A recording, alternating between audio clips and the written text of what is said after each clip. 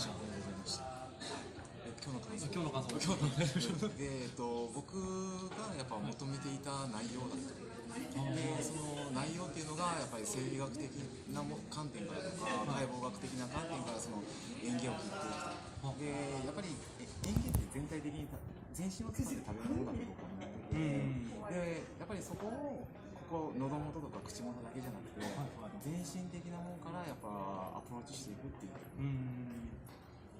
今日はどっちかというとね、認知っていうところが一番大きかった、覚醒とかっていうところが大きかったと思うんですけど、それもやっぱり全身からっていうところがやっぱりもうすごい良かったです。で、やっぱりこの選考期をちゃんとこう見ていくっていうセミナーっていうのを僕見たことなくて、今回初めての体験というか、それもすごい大満足でした。そうです。歯科医の銘柄としても、今回のセミナーは、やっぱり TT さんが撮影されてるっていうのは、やっぱり今まで僕は一人しかやったことがなくて、僕の師匠である方とその姿がアップしてる。